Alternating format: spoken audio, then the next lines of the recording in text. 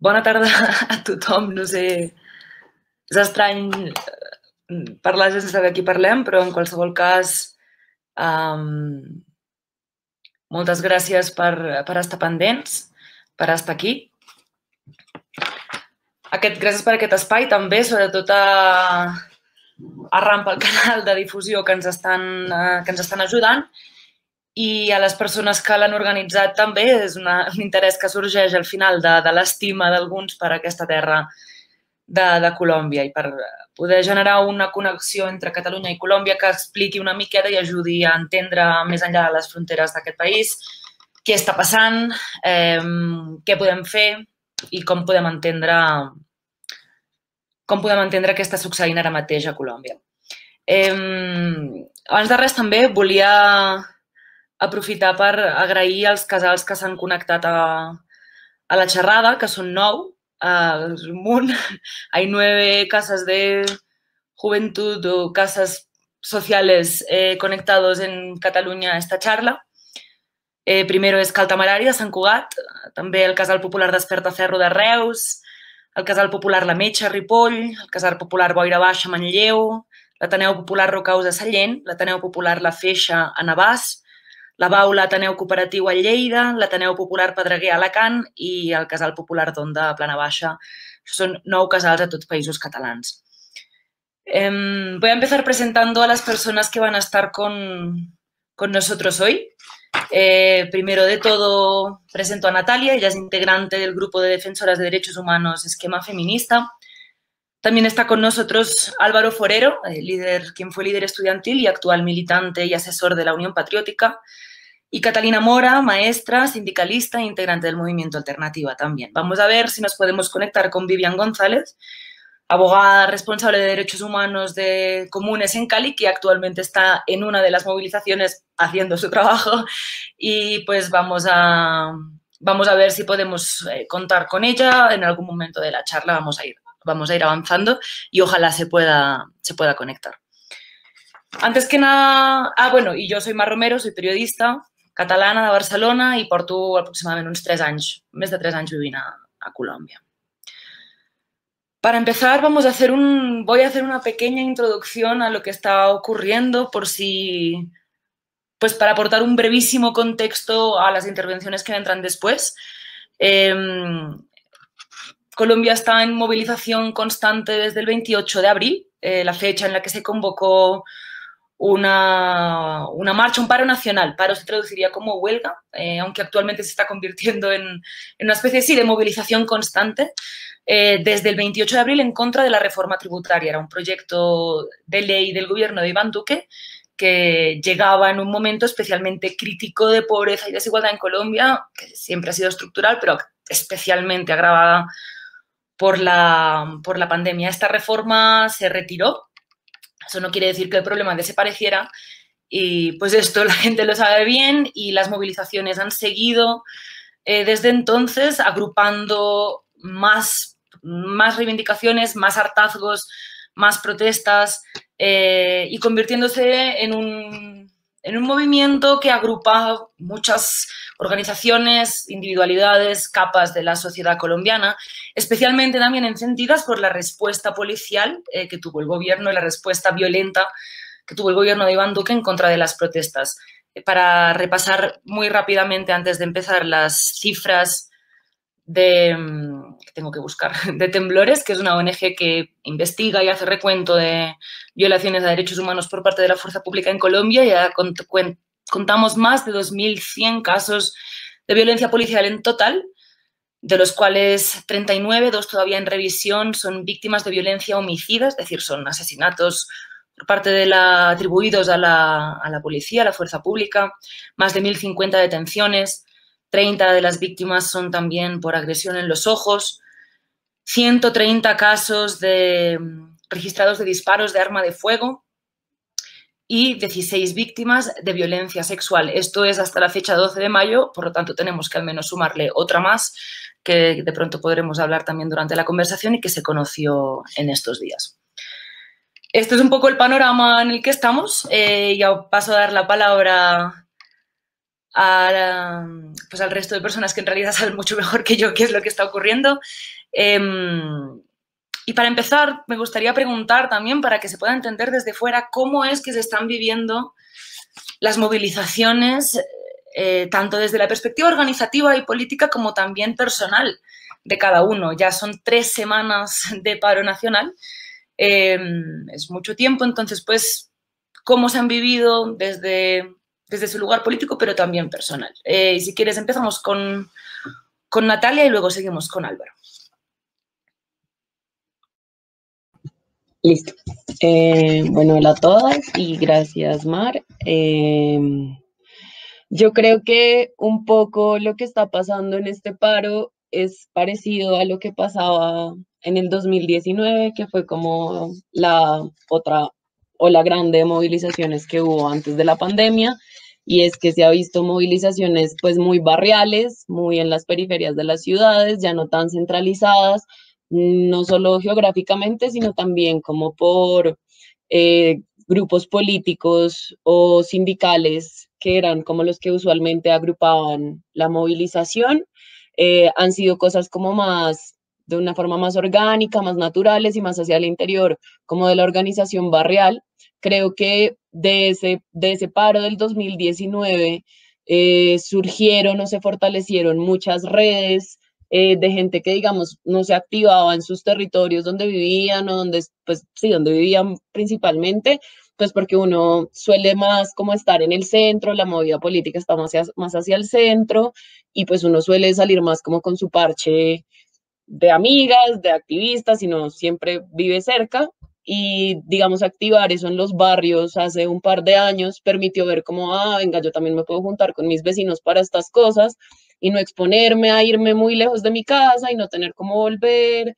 Y de repente un poco a hacer un poco más reclamos más sectorizados, que a pesar de estar muy ligados a los territorios, digamos como en Suba, que están muy ligadas como a la defensa de los territorios, o también acá en Kennedy como, pues como la gente que está defendiendo mucho los ríos, por el río Fucha, y bueno, todo ese activismo más ecológico. Igual hay reclamos que son transversales, sin importar desde qué punto la gente se está movilizando ni manifestando, y a pesar de que parezca una cosa más atomizada, que no tiene líderes ni propuestas visibles, sí que hay reclamos puntuales al gobierno, tanto distrital como nacional, para, pues digamos, para estar en las calles. Entonces, en ese sentido, creo que esta movilización de este año, a diferencia del 2019, está mucho más fortalecida en cuanto al tejido barrial. La gente está mucho más organizada, creo que por eso también vemos más ollas en las calles, la gente lo ve también como una actividad de hacer comunidad, creo que además luego de tanto tiempo de estar aislados y de sentirnos muy en la casa, una forma también de, no sé, para mucha gente que estaba aguantando hambre sola en su casa, fue salir y ver que el vecino al lado también estaba aguantando hambre y que si juntan el pedacito con el que pueden hacer la comida, pues podían comer todos 3 veces al día. Entonces creo que este es un componente como muy particular de este paro, distinto a otras movilizaciones, especialmente porque no hay un grupo político, sindical, o sea, ni de partidos, ni de sindicatos, ni de organizaciones, digamos, tradicionales, que representen a la totalidad de manifestantes, y eso se ha sentido, digamos, en los esfuerzos del gobierno por interlocutar, porque no saben con quién hacerlo y un poco a la gente que no le importa tanto en este momento interlocutar con el gobierno.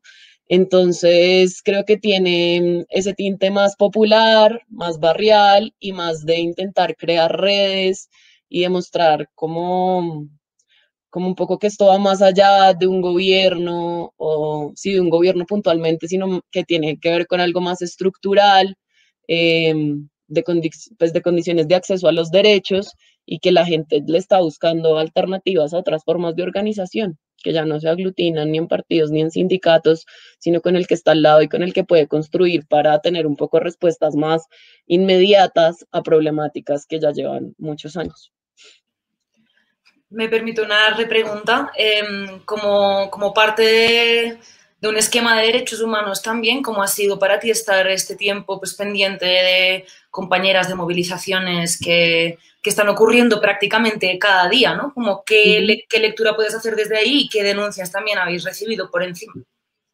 Bueno, digamos que mi ejercicio en estos días ha sido un poco servir de punto de red para varias organizaciones de derechos humanos que están haciendo el cubrimiento en territorios, porque por varias razones no puedo ir en este momento a las movilizaciones, entonces lo que hago yo particularmente es servir de punto de red, que es acopiar como todas las denuncias que hacen las esquemas de diferentes grupos en territorio sobre las denuncias que hay de abuso de la fuerza pública. Y en ese sentido ha sido un ejercicio un poco difícil, primero como emocionalmente, porque creo que es todo el tiempo estar expuesto a sentir que algo muy malo está pasando y no solo expuesto a sentirlo, sino a estarlo viviendo. Entonces creo que todo el tiempo estar leyendo reportes de se llevaron a otro chico, se llevaron a otra chica, reportan esto otro, y tener que hacer como conciencia de qué tengo que hacer con esta información. Tengo que aglutinarla y ponerla en un documento para poder sacar un reporte. Tienes como que soltar un poco como la emocionalidad y también entendiendo como que pues en la calle están las amigas, está la familia y uno pues no sé, siempre tiene como la angustia de en qué momento recibo el reporte de que a una amiga mía le volaron un ojo. No sé, ayer particularmente me pasó eso, que estaban mis amigas en el espacio humanitario de las Américas y hubo intervención por parte del SMAT, eh, como bastante violenta además, entonces creo que eso en términos emocionales ha sido muy pesado y no solo para quienes estamos haciendo como verificación de derechos humanos, sino para la gente en general. La gente, digamos, acá en mi barrio, ahí saliendo a la tienda, hay una cuadra llena de militares porque hay pues estado de alerta o asistencia militar, que fue lo que nombró el presidente.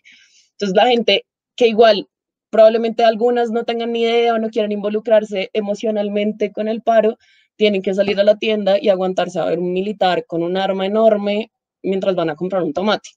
Entonces creo que eso también ha sido como muy desgastante y en términos del trabajo de derechos humanos, creo que hay una cifra que es muy preocupante y es que van, a ver, yo la anoté por acá, pero más o menos como 74 personas de derechos humanos agredidas por la fuerza pública en el ejercicio de su labor, que eso es como muy impactante si lo miramos en términos de que no dejan entrar a derechos humanos cuando está haciendo una intervención la fuerza pública y tampoco dejan entrar a las brigadas de primeros auxilios para atender a la gente que está siendo herida. Entonces, es como que o sea, además de que hay como una gran violencia por parte del Estado, las garantías que como sociedad civil nos podemos brindar, que son con el acompañamiento en derechos humanos y en brigadas de primeros auxilios, ni siquiera eso se está respetando. Entonces, siento que ese es un poco el estado de las cosas desde esta esquina. Muchas gracias. Para contextualizar, el SMAT particularmente es la fuerza antidisturbios de la Policía Nacional, porque imagino que va a volver a aparecer, entonces pues para que lo puedan decir tranquilos, ya sabemos todos qué es. Álvaro, si quieres cuéntanos un poco tú también cómo has estado viviendo este tiempo y luego vamos con Catalina. Bueno, muy buenas tardes en Cataluña, noches ya, allá, tardes aquí en Colombia. Un saludo a las panelistas que me acompañan, un honor compartir este panel con ustedes. Nada, pues yo creo que en principio hay que encuadrar este paro nacional del 2021 en Colombia en dos situaciones específicas. Una es la pandemia y la otra es la dictadura total en la que estamos actualmente en el país. Y a partir de eso creo que pues es una movilización sin precedentes, por lo menos en el pasado cercano, pero que también es producto, y yo puedo decir que hijo o hija, de esas luchas que históricamente hemos venido dando en el pueblo colombiano. En el año 71, pues hubo un gran paro cívico nacional que fue como la última gran movilización fuerte donde se unieron todos los sectores y pues prácticamente se logra tener una movilización victoriosa. A partir de ahí vienen una serie de derrotas en las movilizaciones esporádicas hasta 2010-2011, donde yo creo que Catalina sí estoy seguro que Catalina estuvo en la MANE y Natalia no sé si estuvo o no, pero pues creo que fue esa movilización de la MANE la que abrió una posibilidad de ir ganando en correlación de fuerzas desde la movilización callejera. Diga, a pesar de que no nos ganamos nada como una mea culpa realmente, pero pues sí demostramos que desde la movilización se podrían abrir canales políticos para cambiar un poco la correlación de fuerzas que existía en el mundo político tradicional. Unas mayorías aplastantes del gobierno en el Congreso, eso quiere decir que el Ejecutivo y el Legislativo son un solo poder desde hace muchísimo tiempo en este país. Y a partir de ese ejercicio de la movilización se empezó a torcer un poquito la barra, creo yo. Y la síntesis, pues, es claramente este gran paro nacional del 2021, donde evidentemente se ha torcido la barra de una manera muy grande. En el marco además de una pandemia, ¿no? Donde, pues, evidentemente existe el riesgo de contagio. La pandemia en este país ha sido gerenciada con las patas, como decimos acá. Evidentemente somos uno de los países con mayores niveles de contagio, con mayores niveles de mortandad. Y además de eso, con un ritmo de vacunación totalmente rezagado en comparación con América Latina y con el mundo. Aquí llegaron las vacunas en marzo, mientras desde noviembre o diciembre ya se estaba vacunando en muchos lugares del mundo. Y pues evidentemente ha habido una manipulación política con todo esto, la pandemia, han habido excesos por parte del sector financiero, excesos por parte del gobierno, en donde evidentemente pues se intentaba descargar esa crisis en los hombros de los trabajadores y pues la propuesta culmen de eso fue la reforma tributaria del señor Alberto Carrasquilla, que fue el detonante de la movilización del 2019. Yo creo que todos hemos conocido un poquito esa historia. Creo yo que esa movilización se detona por la reforma tributaria, pero a partir de su grandeza, de su masividad, de su carácter popular, barrial, y de la profunda desigualdad, la profunda pobreza que vive nuestro país, pues evidentemente se transformó en una huelga general, por decirlo de alguna manera, que desbordó por completo la reforma tributaria, incluso creo yo que desborda la reforma a la salud y lo que reclama es dignidad para la gente, la posibilidad de vivir en Colombia, que evidentemente no solamente por la pandemia, por la falta de derechos, sino que ahora se suma un ataque represivo brutal por parte de la fuerza pública, no solamente con lo que medianamente estábamos acostumbrados en Colombia, por decirlo de alguna manera, que son los gases lacrimógenos, las pelotas de goma, una que otra arma recalzada, que son como armas caseras que hace el SMAT para pues, hacer un poco de daño de manera escondida, se hacía antes, pero nos vemos desde el año pasado en la realidad concreta de que la fuerza pública y las fuerzas paramilitares están abriendo fuego con armas de fuego directamente contra los manifestantes.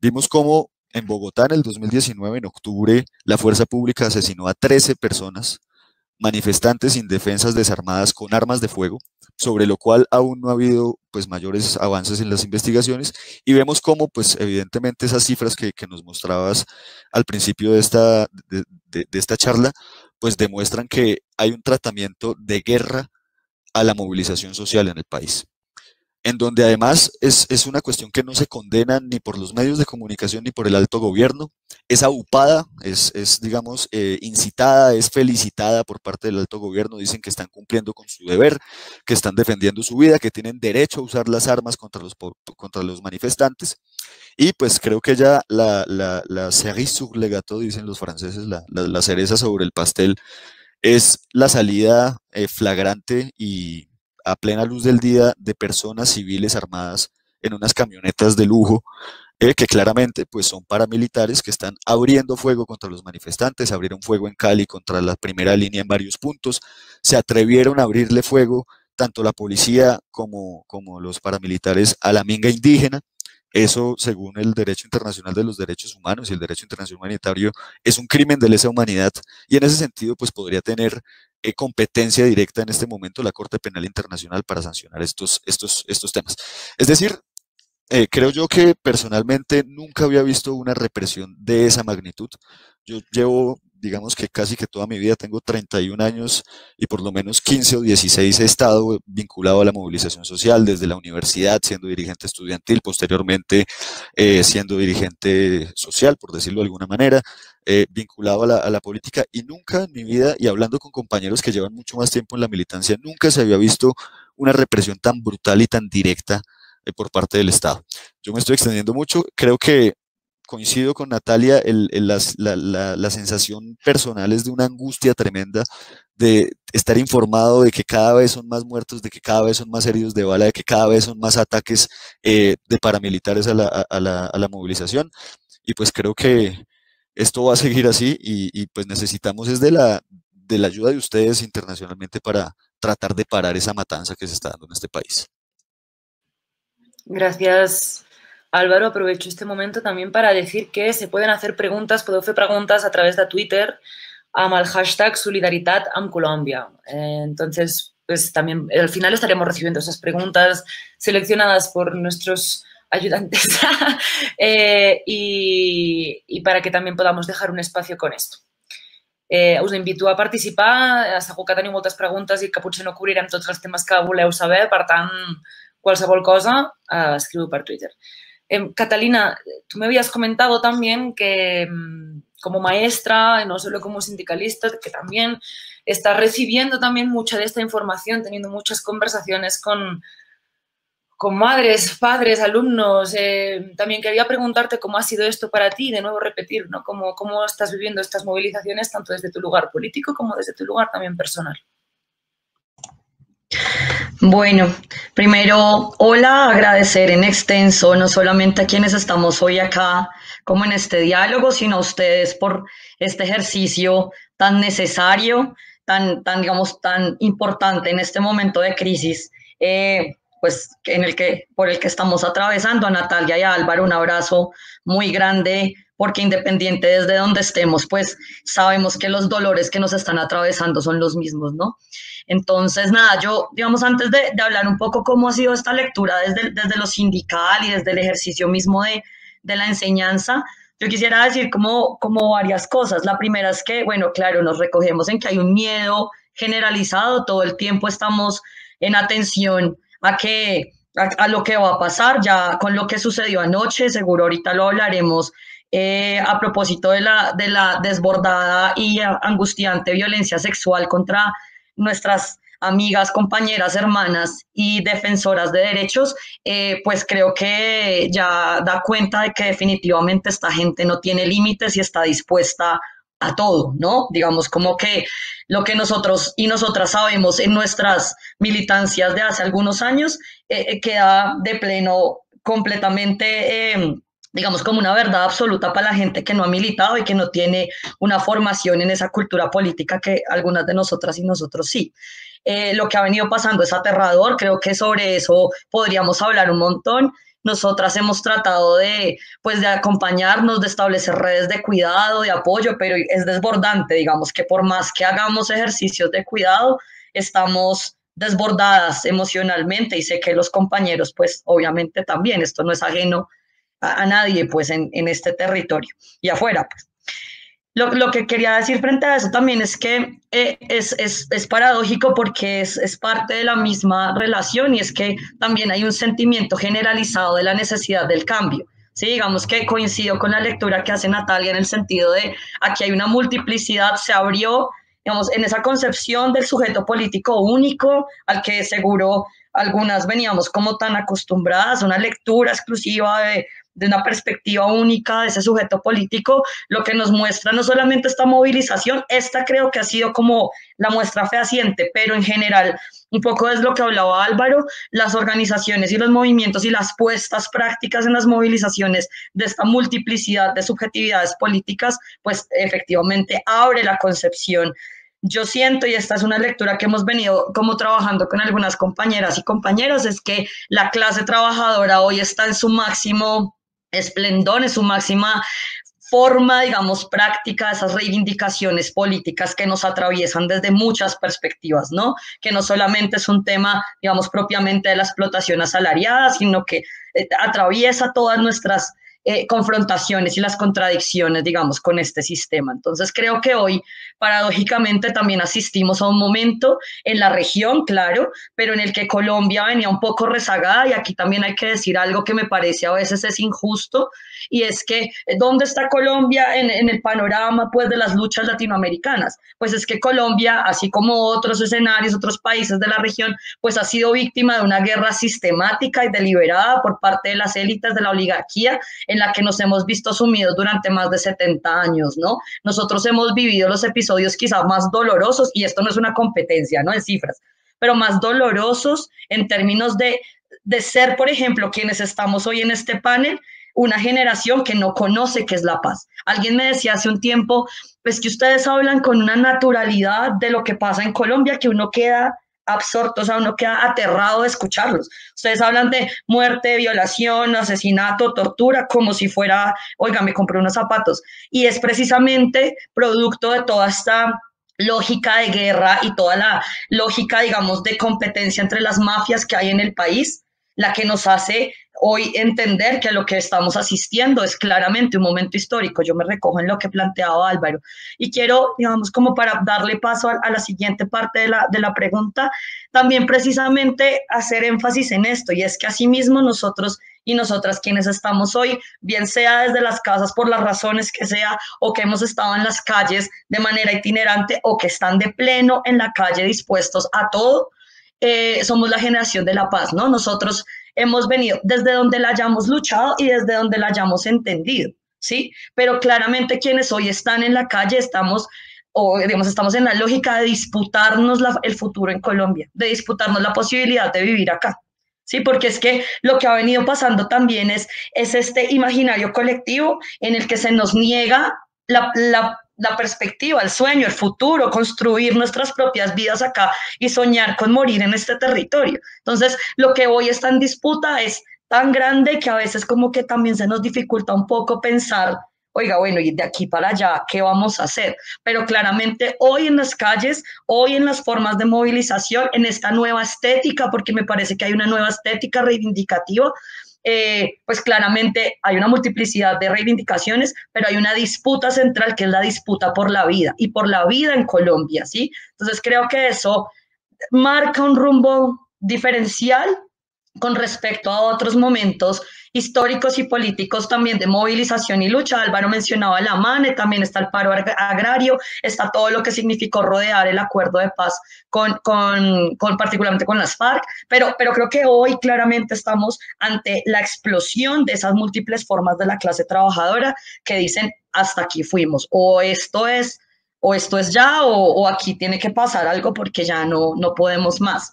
Y pequeñito, digamos, ya como para cerrar mi intervención, con respecto al tema, digamos, como de las vivencias propias desde lo sindical, hay una contradicción grandota porque, digamos, yo siento que hay que reconocer esas luchas históricas de quienes han estado detrás de la organización de la clase trabajadora. Sin embargo, este escenario lo desbordó, ¿no? O sea, a las calles salimos por una convocatoria de las centrales obreras, tradicionalmente, digamos, ha sido un poco como ese impulso, y hay que reconocer que esas centrales, ojo, yo lo digo aquí muy a título personal, que para mí las dirigencias hoy de esas centrales están en una cuestión, o sea, las estamos cuestionando por sus formas, digamos, de recoger este sentir político. Pero más allá de eso, es claro que salimos a las calles por una convocatoria generalizada de las centrales que juegan un papel dinamizador y que recogen una historia de lucha. Digamos, yo siento que no se puede desconocer el hecho de que hoy sea mayoritariamente jóvenes desempleados, jóvenes sin posibilidad de estudiar, no significa que aquí no hayan unas luchas históricas de trabajadores y trabajadoras, pero claramente no recogen el sentir completo, ¿no? Si quieren, digamos, como que lo podemos dejar ahí y ya más adelante lo extendemos, pero pues inicialmente, gracias por el espacio. No, gracias a ti. De hecho, precisamente hacia ahí también iba mi siguiente pregunta o mis siguientes puntos, que es para ayudar a comprender también cómo hemos llegado hasta aquí. Ustedes ya han dado en varias claves, entonces les pido que sean respuestas breves también para completar lo que ya han dicho, como porque ya estaban, digamos, como moviéndose hacia ahí. están dándose muchos factores que hacen que ahora mismo coincida en que esto esté pasando, que llevamos 3 semanas de movilizaciones en las principales ciudades, y no solo en las ciudades, sino también en muchos puntos de Colombia, que también me parece importante mencionarlo, no está pasando solo en los núcleos urbanos. Entonces, por ejemplo, Álvaro, quería preguntarte, como persona que también ha estado cerca de muchas movilizaciones y ahora también del Senado, ¿qué ha pasado para que haya tantas reivindicaciones en la mesa? Como ¿qué ha desoído el gobierno durante todos estos años que lleva Iván Duque en el gobierno de Colombia para que ahora se esté juntando pues, tanto hartazgo y tanto descontento? Yo creo que Duque es el títere que le tocó la explosión, pero finalmente no es una cuestión contra el gobierno únicamente de Duque. Yo creo que coincido totalmente con lo que plantea Catalina, de que pues la élite, la oligarquía tradicional y emergente se han tomado o se han capturado la administración del Estado, pues prácticamente desde la fundación de la República de Colombia, desde la independencia con España. Con un actor del siglo XX y el siglo XXI, que para mí, yo le he dicho la oligarquía emergente, que es básicamente el paramilitarismo y el narcotráfico, que después de el bipartidismo histórico, liberales y conservadores, etcétera, etcétera, repartiéndose el poder, pues llega un señor que transforma la historia del país, que se llama Álvaro Uribe Vélez, que rompe con ese bipartidismo y logra que esa oligarquía emergente llegue a la administración del Estado. Por ahí vi un tuit en estos días y es que Álvaro Uribe Vélez logró hacer realidad el sueño de Pablo Escobar. Y pues evidentemente creo que eso hace parte de la historia del país y pues nos demuestra que evidentemente nunca han escuchado a la gente, nunca han escuchado a su pueblo y por lo menos desde hace 30 años hacia acá se han dedicado es a cercenar derechos, a mutilar las conquistas que el movimiento social, popular, obrero, campesino había tenido en algún momento de la historia del país, entregándole todo pues al neoliberalismo y al corporativismo con las privatizaciones, etcétera, etcétera, etcétera, etcétera. Todo eso nos llevó a una situación en donde la pobreza monetaria de este país es del 42.5%. Eso quiere decir que cerca de la mitad de las personas del país sobrevive con menos de $100 al mes. Una tasa de desempleo del 13.4%, una tasa de ocupación del 53%, es decir, la mitad de las personas en edad de trabajar no acceden al mercado laboral, y una informalidad en 2020 del 49.2%. Es decir, la mitad de los trabajadores colombianos o la mitad de las personas que pueden trabajar en Colombia, que son la mitad de los que eventualmente tendrían edad de trabajar, son informales. Y bajo esa perspectiva, el 48.6% de los trabajadores colombianos se gana menos del salario mínimo. Se gana menos de 0.9 salarios mínimos. ¿Eso cuánto es? Son $260 al mes, un salario mínimo. Es decir, las personas que trabajan, la mitad no alcanza a ganarse $300 al mes. Eso, pues evidentemente, estas cifras para mí son demasiado vicientes y nos dejan ver que no es una cuestión del gobierno de Duque, no es una cuestión de ahorita, sino es un olvido histórico que ha tenido el Estado colombiano. No, ni siquiera un olvido, ha sido una criminal cercenamiento, bueno, una criminal tumbada de derechos que nos han hecho históricamente y que durante los últimos 30 años se ha afianzado. En la educación estamos igual, en salud, pues obviamente la salud totalmente privatizada, en donde la gente se muere en los hospitales. Últimamente se ha debatido una cifra que sacó el actual ministro de Salud cuando era viceministro del anterior gobierno.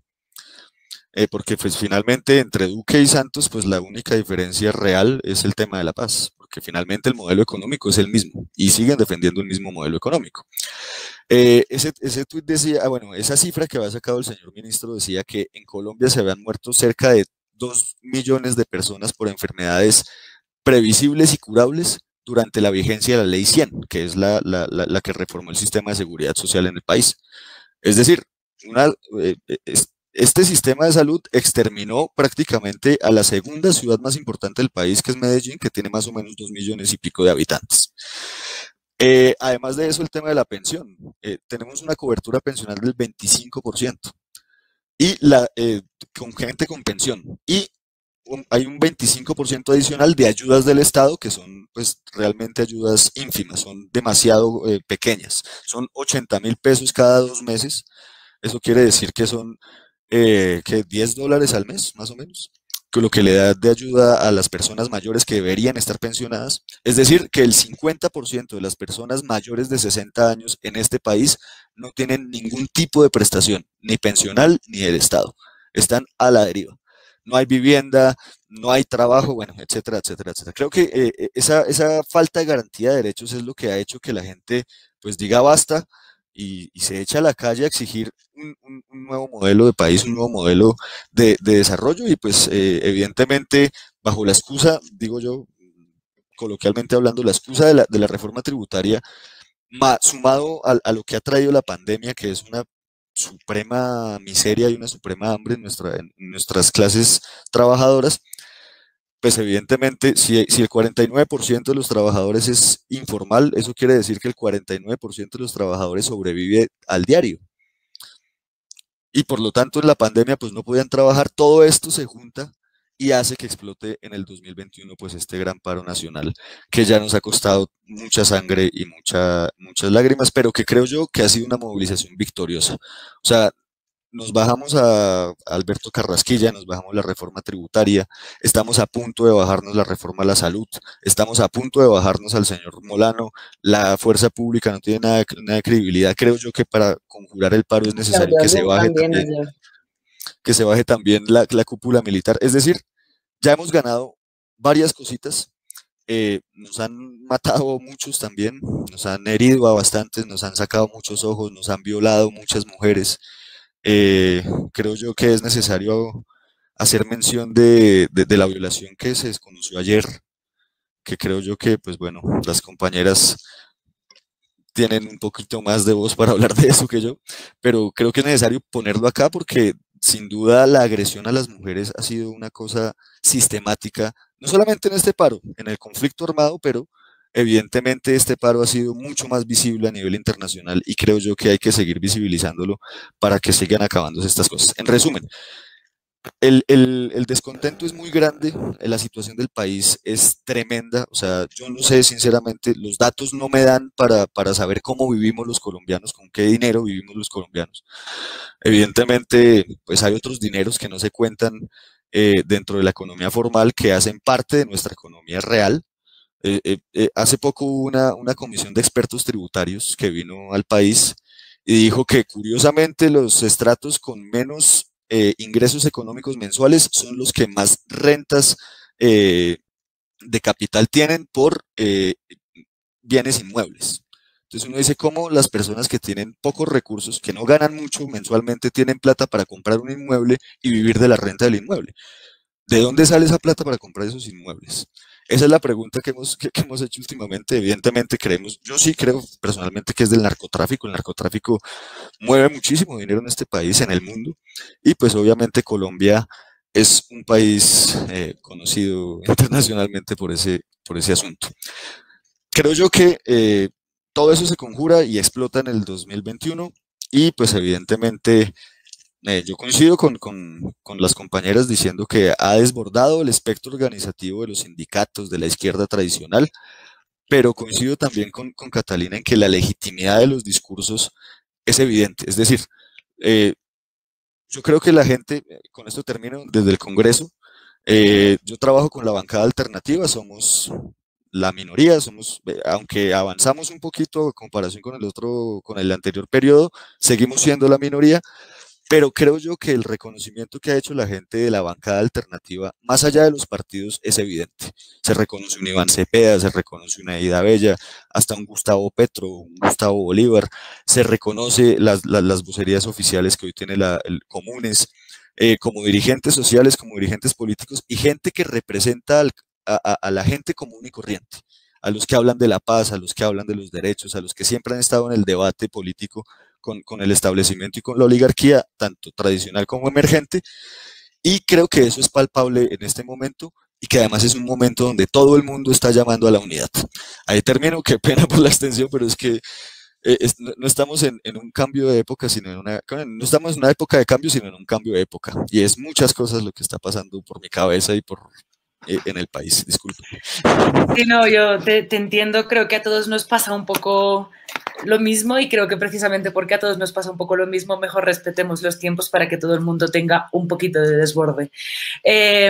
Catalina, contigo estabas hablando justo antes también de un poco y recogiendo lo que dice Álvaro ahora de qué había llevado también a los sindicatos y a grupos de trabajadores a convocar el paro del 28 de abril, que al final desencadenó también todo esto, ¿no? Como ojalá pudieras contarnos un poco de cómo se llegó a esa decisión, complementar algo de lo que haya dicho Álvaro también y pues y ojalá saber un poquito más de lo que está pasando en el mundo educativo también, como que me parece un sector que también ha estado bien importante en estas movilizaciones. Bueno, yo solamente quería como señalar frente a las cifras que ampliamente Álvaro nos comparte, y es que dentro de todo este universo de desempleo, de pobreza estructural, de desigualdad, pues claramente para las mujeres ha habido una afectación mucho mayor, ¿no? Se habla que dentro de ese 42%, entre 18 a 20% es mujeres que están sumidas en la pobreza, y a esto se le suma que en su mayoría son mujeres que están al cargo del cuidado de sus hijos y de sus padres, mujeres que no tienen contratación, que los trabajos están, digamos, en la informalidad. Entonces, como que aparte de vivir todo este drama de la pobreza estructural del país, pues claramente asistimos ante una profundización de la feminización estructural de la pobreza, que no es algo, digamos, ajeno a la realidad de muchos contextos, pero que aquí claramente se profundizó y que con la pandemia pues se nos fue al traste. Y pues también hay que señalar que en caso, digamos, del desempleo, pues se habla de una cifra espantosa, pero particularmente las mujeres jóvenes son quienes encabezan esas listas de desempleo y de subempleo. Entonces, allí, digamos, como que es un factor que también valdría la pena como sentarse a pensar cómo afecta estructuralmente toda esta situación, particularmente a las mujeres, digamos, como en el terreno de lo asalariado, pero también, digamos, en el terreno de lo que significa las reparticiones en ese régimen social del cuidado, lo que significa para nosotras la doble y triple explotación, ¿no? Eso, digamos, como para contextualizar un poco lo que Álvaro nos señala. Con respecto digamos, al tema sindical, yo creo que más allá de ponernos a decir cuál es la composición orgánica de las direcciones de las centrales y ubicar ideológicamente su adscripción, no lo voy a hacer, creo que es importante señalar dos cosas allí. La primera es que claramente hay una tensión permanente no solo en las direcciones, sino entre las centrales obreras. Sí, hay tres que están, digamos, en una tensión y en una disputa también de los lugares de poder, que eso no se puede desconocer, que hay acuerdos y que hay momentos en los que esos lugares de tensión pueden cederse, pues digamos en un sentido de lograr un fin común, ¿no? Que es a lo que estamos asistiendo hoy, ¿sí? Más allá, insisto, como de las distancias que uno pueda tener, que es importante, digamos, yo siento que es importante que se ha cedido un poco en la lucha, digamos que inicialmente se convoca a la gente a una movilización, acá ha venido operando una figura que se llama el paro de un día, el paro de la movilización, digamos también como un poco para medir las fuerzas, pero eso se hizo costumbre. O sea, digamos, se comenzó como a establecer esa práctica de la movilización, tanteando un poco el terreno para la convocatoria de un paro mucho más amplio, pues para ver la gente en qué condiciones está, porque entendemos que las huelgas o las movilizaciones de trabajadores no se decretan, pero desafortunadamente se hizo costumbre el hecho de convocar a movilización y listo, marchamos 3 horas y ya, paro.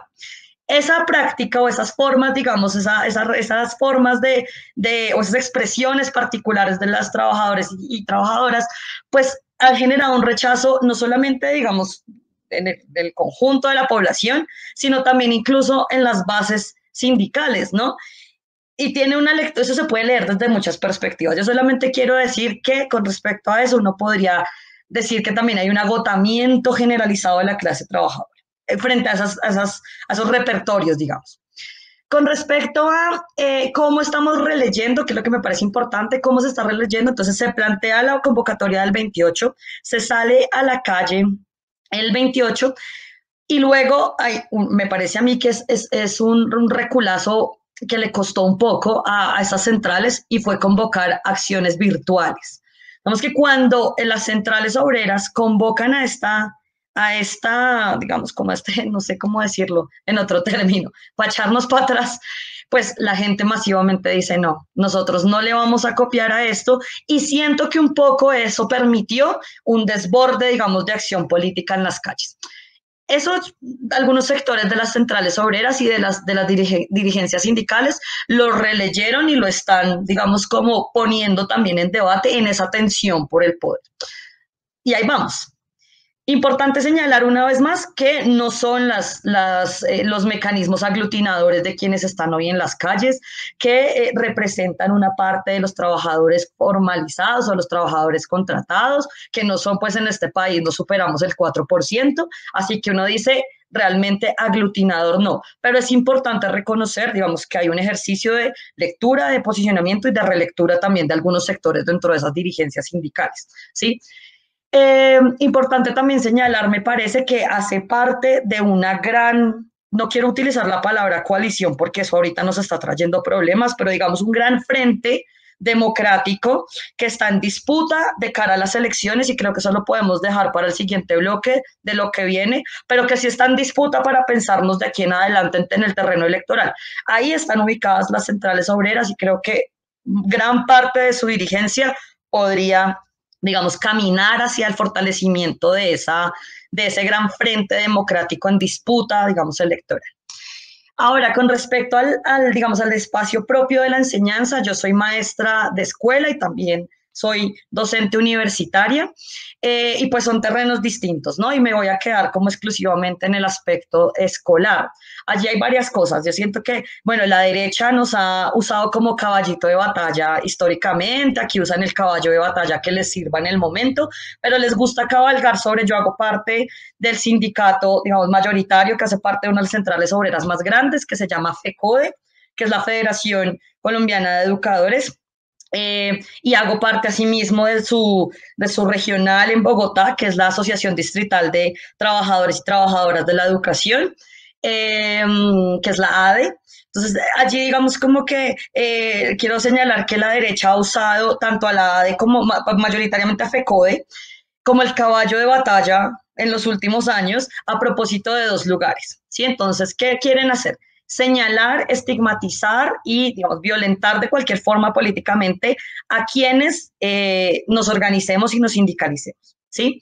Y dos, pues ha utilizado un término que ya es como extendido entre nosotras y nosotros, que es el adoctrinamiento, ¿no? Entonces, eso, digamos, que nos pone en un lugar muy complejo, porque no hay que restarle importancia, digamos, a mí me da risa y tal, pero pues eso tiene una connotación entre los papás y las mamás absolutamente grande. Muchas de nosotras tenemos un montón de procesos disciplinarios por adoctrinamiento. Uno no, digamos, yo todavía no logro responder la cantidad de denuncias que llegan porque todavía no logro entender qué significa eso y realmente qué es lo que me están endilgando, ¿no? Entonces, a nosotras se nos acusa de ideologizar extremadamente a los estudiantes.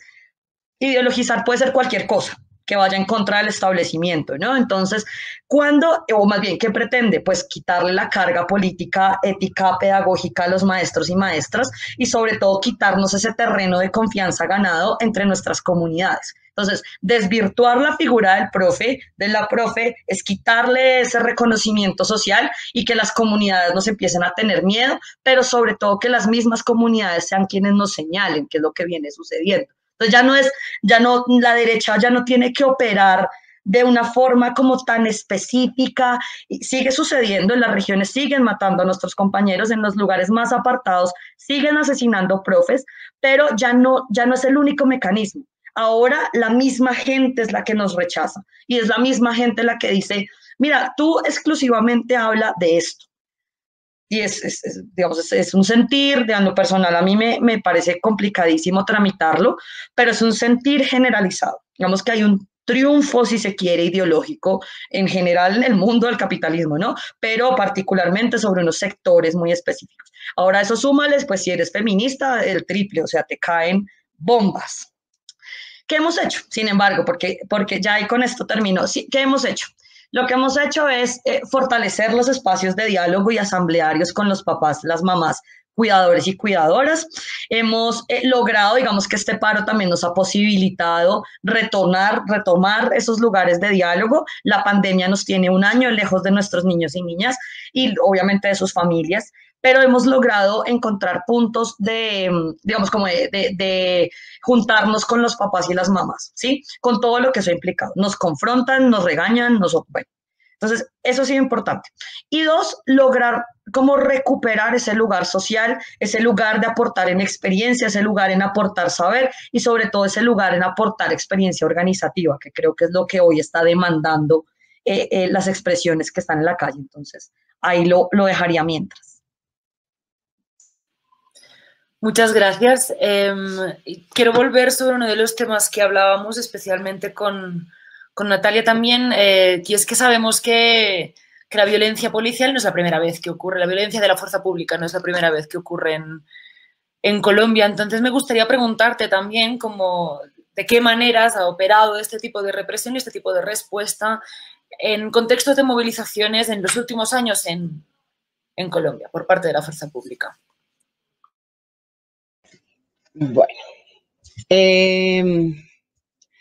yo creo que igual que Catalina y Álvaro, eso también tiene un contexto amplio y largo y es más allá de esta pandemia, de estas movilizaciones y de esta crisis social. Yo apunté un poco como algo que también tiene que ver un poco con lo que vamos a hablar hacia el final y es hacia ¿ahora qué? Y creo que un poco lo que está pasando ahorita es que ya la gente con relación a la brutalidad policial y pues de la fuerza pública en general, ya hay como un basta ya, o sea, como ya no más. Y es que un poco el SMAT, que es este escuadrón móvil antidisturbios del que hemos hablado todos en diferentes momentos, fue una fuerza que se creó en 1999, supuestamente de forma transitoria. Y pues como todo lo transitorio en este país, ya lleva más de 20 años funcionando y ejerciendo, digamos, pues unas violencias desproporcionadas en todas sus acciones. Y a partir de que de ese escuadrón móvil antidisturbios se creó también de parte de las organizaciones sociales, se creó una mesa distrital de seguimiento al ejercicio del derecho a la protesta, que lo que ha hecho, digamos, a la par de la existencia de este escuadrón, es un poco hacerle veeduría a su accionar. Y aparte de hacer veeduría, también lleva 20 años exigiendo que se desmonte pues esa estructura. Puntualmente, en el 2015 se salió un decreto, el decreto 563, que regula un poco el derecho a la protesta, y a partir de ese decreto se le dio más fuerza, digamos, a esta mesa de seguimiento, que cada vez que hay movilización sale a pedir que no haya excesos de la fuerza pública y que no se saque el SMAT, porque según este decreto, el que reguló un poco, digamos, la utilización del SMAT, según ese decreto, eso solo puede ser como la última medida cuando ya haya, digamos, violencia en las manifestaciones. Y ahí, digamos, es un poco donde estamos paradas algunas organizaciones de defensores de derechos humanos, y es que consideramos violencia, porque si vemos el accionar del SMAT en los últimos años, al SMAT lo sacan cuando alguien raya una pared o alguien raya un CAI. Y entonces, ¿eso es violencia? O sea, eso es violencia, digamos, una violencia que justifique que salga un escuadrón súper armado, así como de película, casi como con unas armas re locas, a dispararle además a la gente como a la cara, rompiendo cualquier tipo, digamos, de protocolo internacional, y pues nada, violando cualquier tipo de derecho también de las personas a manifestarse. Entonces, digamos que a partir de ahí, de ese decreto, las organizaciones defensoras de derechos humanos empezaron a hacer como un ejercicio mayor de control y de exigencia de desmonte de este escuadrón móvil antidisturbios, pero también una exigencia a la reforma de la policía, porque, pues digamos, no es solo el SMAT el que sale a asesinar y a desaparecer, sino pues en complicidad con la policía también hay un accionar casi paramilitar por parte de esa institución, que no tiene ningún tipo pues de regulación, y que un poco lo que pasaba era que en las ciudades esa violencia de la policía estaba un poco más escondida, pero en los territorios pues la policía siempre ha sido prácticamente una fuerza militar. como armada y en vez de ser una fuerza civil como lo es en el resto del mundo y como está concebida en la Constitución, los policías acá salen a matar, a secuestrar, a desaparecer y no pasa nada. Entonces, un poco desde, digamos, desde las organizaciones de derechos humanos, un poco ya estamos sobrealertadas sobre esa situación de falta de garantías a la protesta en el país. Y un poco lo que pasó en el 2019 fue que eso que pasaba en los territorios, digamos, no centralizados en el país, se trasladó a las ciudades y lo vimos especialmente en Bogotá cuando el ESMAD asesinó a Dylan Cruz, un muchacho que se estaba manifestando con sus compañeros como del colegio, su familia, no sé, pues era una manifestación bastante pacífica que iba por todo el centro de la ciudad y con estas armas, ¿cómo es que le dicen? De baja letalidad, que son estas recalzadas que comentaba Álvaro, le dispararon así de frente y lo mataron. Entonces, eso hizo también como que la gente se empezara a cuestionar, la gente que no participa tan directamente en las manifestaciones, de las movilizaciones, que no necesariamente está de acuerdo con la gente que lanza piedras o que raya, que está un poco más en contra de estas cosas, empezó a preguntarse cómo, por qué este actuar tan desmedido, tan desproporcionado por parte de la fuerza pública y empieza a surgir como una exigencia más amplia, ya no solo de las organizaciones de derechos humanos, sino de otro tipo de organizaciones y de la gente, pues de la sociedad civil en general, de desmontar este escuadrón. Y puntualmente con lo que está pasando ahorita, pues creo que hay varias cosas que son muy preocupantes y creo que ya lo mencionaba Álvaro un poco y también Catalina, de tener un Estado prácticamente cooptado por el uribismo y no tener ningún sistema de control ante ninguna entidad de ningún tipo. O sea, entonces, digamos, no sé, las organizaciones de derechos humanos reportan 379 desaparecidos y la Defensoría reporta solo 89. Y ante ese subregistro, digamos, no hay una forma de hacer veeduría porque los casos que llegan, digamos, a las instancias estatales, pues no avanzan porque si el Estado dice que son 89, son 89 y ya. Mientras que las organizaciones de derechos humanos estamos haciéndole seguimiento a estas personas desaparecidas y hay presuntamente como lugares de detención clandestina donde están pues torturando a toda esta gente que no aparece y que es gente que no aparece efectivamente porque para eso están las comisiones de verificación de derechos humanos en territorio, para estar pendiente de quién se sube en un camión, tomar datos y hacer seguimiento de dónde se los llevan y es gente que no aparece. Entonces, digamos que hay como todo un orden de cosas que está muy desordenado, muy cooptado por una cosa muy, pues, paramilitar prácticamente, y que además no solo están los órganos de control, sino también en la justicia y los casos de violencia, pues, de abuso de la fuerza pública, no siguen el conducto regular por la justicia colombiana, sino que además sea una justicia penal militar, que es un régimen especial que juzga de manera diferenciada a los miembros de la fuerza pública. Entonces, por ejemplo, en el caso de Dylan, es un caso que terminó en justicia penal militar, que lo que eso traduce es que va a terminar siendo impune. Ahora, otra cosa en términos pues, de las cosas que, como pues yo personalmente, haciendo parte de un esquema feminista de derechos humanos, que también hemos notado mucho en estas movilizaciones, es el subregistro en cuanto a pues, personas víctimas de violencias basadas en género. En este momento, como ayer, o sea, a la fecha cerrando ayer, habían 21 personas víctimas de violencias basadas en género, contando a las chicas de Popayán. Y digamos que hay un subregistro, no solo porque sean más de 21, que seguro sí hay muchas más chicas que han sido víctimas de violencias basadas en género en las movilizaciones, sino porque además hay un tipo de violencias que son bastante invisibles en las movilizaciones y son las violencias psicológicas, que no solo las ejercen quienes hacen parte de los pues de la fuerza pública, sino también otros manifestantes y que también digamos, dificultan el ejercicio de las mujeres de manifestarse libremente en las calles. Las mujeres salimos y no solo tenemos miedo de que las MAD nos apunte con una recalza, pues esas porquerías con las que le apuntan a uno, sino que además uno tiene que ir, si está ejerciendo como pues como su labor de derechos humanos casi siempre va en la parte de atrás o algunas van en la parte de atrás, cerca a toda esta institucionalidad, escuchando a gestores de convivencia, como, uy, pero no se vaya sola porque la violan, o a los del ESMAD, uy, si se deja, la cojo y la violo.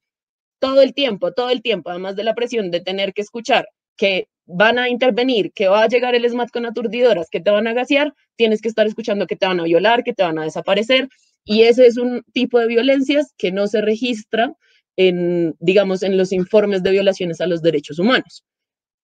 Y eso como esquema es algo que, digamos, nos hemos preocupado por visibilizar, porque hay un estado de las cosas también en las organizaciones de derechos humanos, pues que han estado mayoritariamente organizadas por hombres, ¿no? Entonces, todavía, a pesar de que tienen una visión de derechos humanos y de proteger los derechos humanos de las personas, les hace falta ese enfoque feminista que, digamos, también reconozca la diferenciación de las violencias para las mujeres que salimos a protestar. Y además de todo eso, creo que también lo decía Catalina, todas tenemos como dobles y triples jornadas. Trabajamos, estudiamos, arreglamos la casa y salimos a manifestarnos.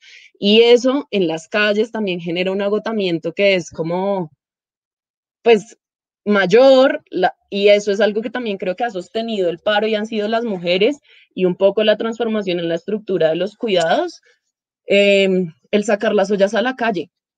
O sea, creo que eso también nos ha dado a pensar otras cosas y otra forma de ver los cuidados que también creo que ha sido algo importante en ese sentido y que,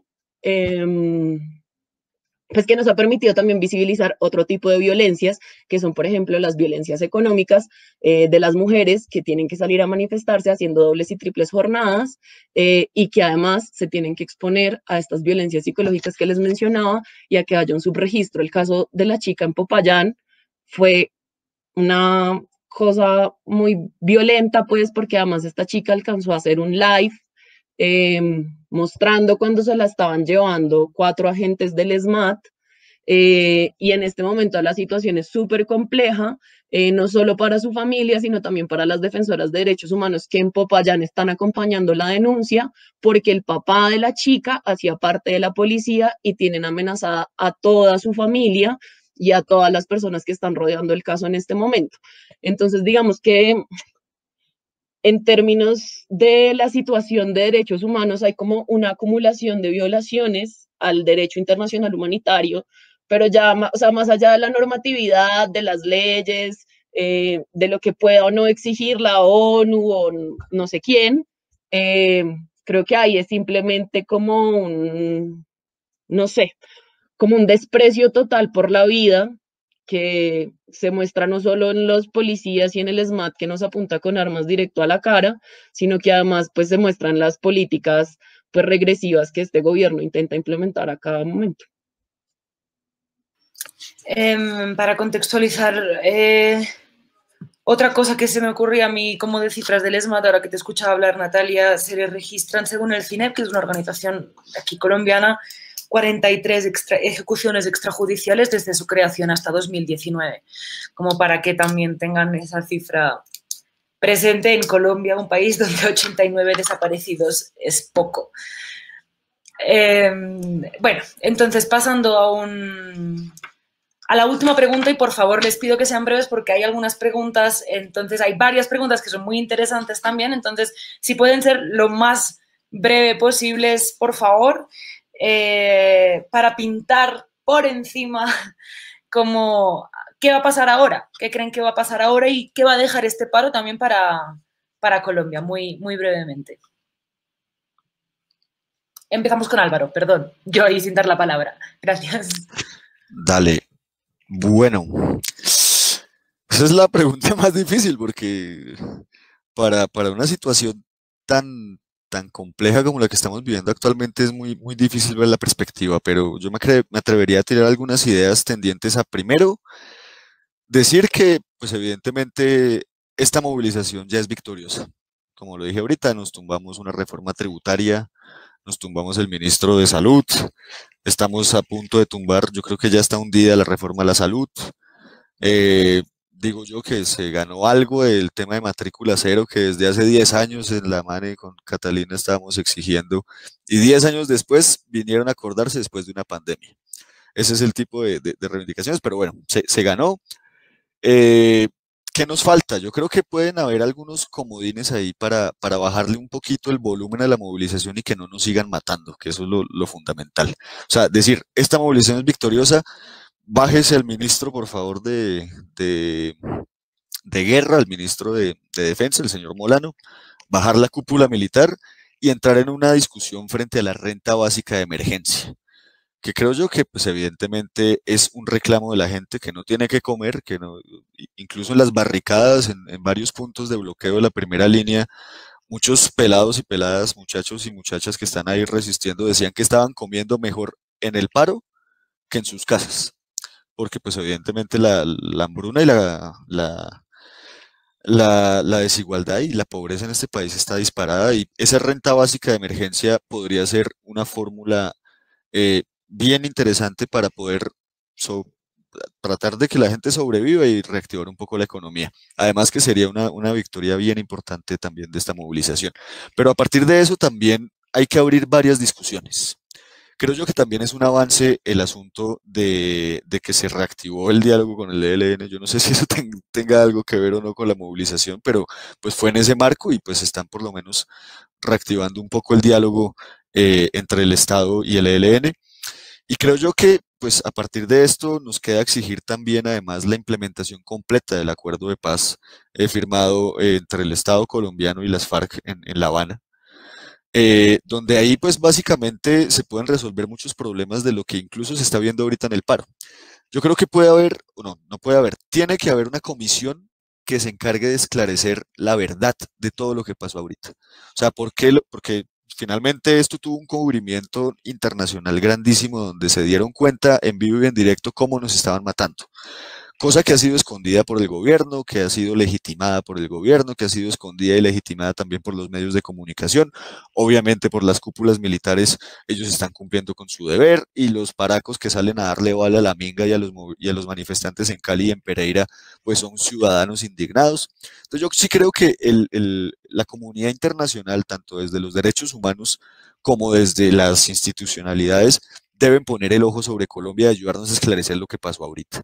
Y a partir de eso, pues meterle un poco de acelerador a ese, no, ¿cuál hay que meterle acelerador? Implementar el acuerdo de paz que evidentemente este gobierno, como lo prometió en su campaña, hizo trizas y no ha implementado nada. Por el contrario, ha hecho regresiones de lo que ya se había ganado ahí y creo yo que esa hoja de ruta que planteó la implementación de, pues el acuerdo de paz es la salida para un nuevo pacto social en Colombia, que es lo que necesitamos. Y yo creo que con esto termino, ese nuevo pacto social implica un nuevo gobierno en este país. Nuevo gobierno, no solamente un nuevo presidente, sino también nuevas mayorías en el Congreso.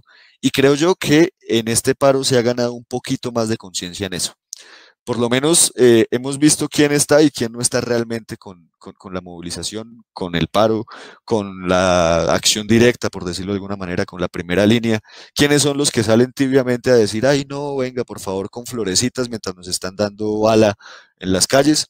Y pues evidentemente sabemos quiénes han buscado los protagonismos para ir a negociar cosas que no tienen que negociar en este paro y que creo que pues ha generado una cualificación política importante del común, no de los militantes históricos que somos la inmensa minoría, sino del común de la gente que adopta por fin algunas de las tesis que hemos tirado históricamente y marginalmente, también hay que decirlo y reconocerlo, pero que hoy en día cobran muchísima más vigencia porque pues es pelear evidentemente por la vida digna y por la posibilidad de vivir. Es que eso es lo que estamos peleando en este momento en Colombia, la posibilidad de vivir y más allá de todas las divisiones que han habido históricamente en la izquierda, yo sí veo hoy una posibilidad real de unidad, incluso hasta con los tibios. Si en algún momento recapacitan, son bienvenidos en ese nuevo pacto social y obviamente olvidando el fascismo que nos ha... yo creo que la victoria mundial es del capitalismo, como lo dice Catalina, pero evidentemente en Colombia nos ha ganado una pelea ideológica el fascismo directamente. Y eso es lo que la gente tiene como el común, como digamos como el sentido común. El sentido común colombiano es demasiado fascista, por decirlo en una frase. Yo dejo ahí y pues nada, un nuevo pacto social que se encarne en un nuevo gobierno y en la implementación del acuerdo de paz. Gracias por traer también el tema del acuerdo de paz, así sea muy brevemente ahora en las conclusiones. No sé si Catalina quieres seguir también brevemente con qué va a pasar ahora o cuál es tu lectura de lo que vaya a pasar ahora.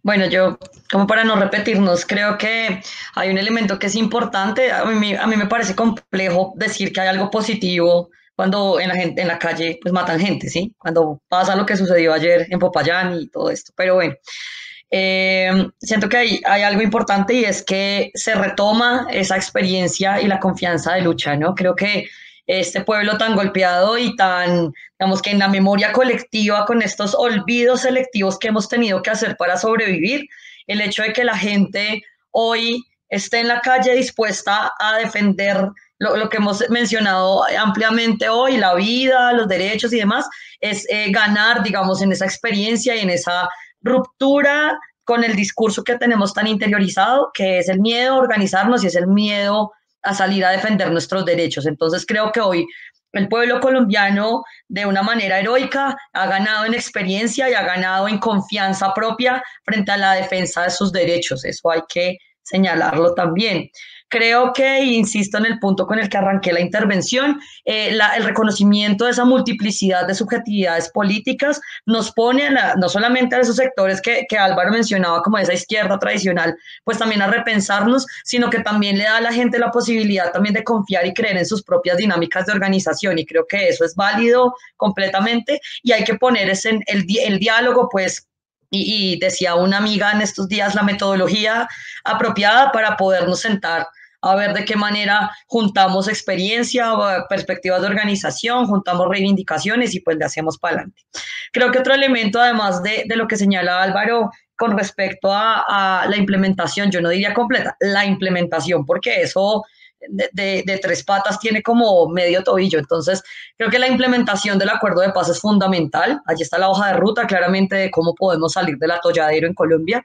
Y pues, digamos, de cara también a pensarnos en la posibilidad de ser poder. Y en este sentido creo que hay una ganancia también del pueblo colombiano y es entender que la política no le pertenece a la mafia. O sea, que hacer política no es un ejercicio exclusivo ni de académicos, comillas, porque ojalá fueran académicos, ¿no? Ni de gente que sabe, ni de gente que se ha hecho al poder de una manera ilegítima, como fue colocado Duque, en las pasadas elecciones presidenciales, ¿no? Entonces, el hecho de que entendamos que la política nos pertenece y que la hacemos desde nuestras comprensiones múltiples ha sido también una victoria y que hay que lograr potenciar, ¿no? Que creo que en eso está nuestro lugar de quienes hemos tenido la posibilidad de ser formados en la izquierda.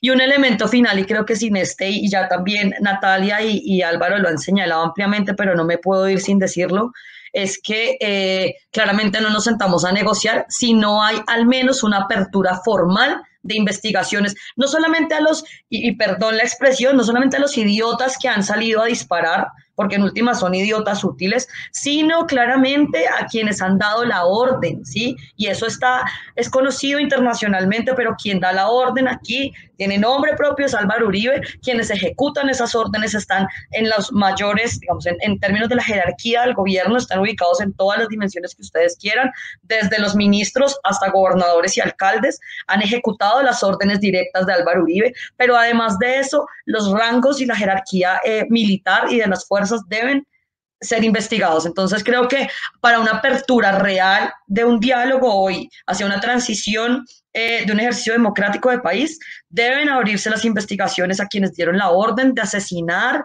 mutilar, torturar y violentar sexualmente a todas y todos los que hemos sido víctimas de alguna manera de la violencia sistemática y deliberada del Estado. Asistimos ante una orden pues deliberada, producto del ejercicio histórico del terrorismo de Estado en Colombia. En eso sí que tienen experiencia acá. Entonces, sin eso, creo yo, la reforma estructural de la policía, como lo mencionaba Natalia, el desmonte inmediato del SMAT y la apertura formal de las investigaciones. Eso creo que son los mínimos para sentarse a dialogar. Claramente esto pasa por organizar, por pensar, bueno, tal, juntar reivindicaciones, pensarnos de cara al 2022, ajustar y implementar el acuerdo de paz, pero sin que se nos diga quién está detrás del asesinato de nuestros compañeros y compañeras, creo que va a ser perdido.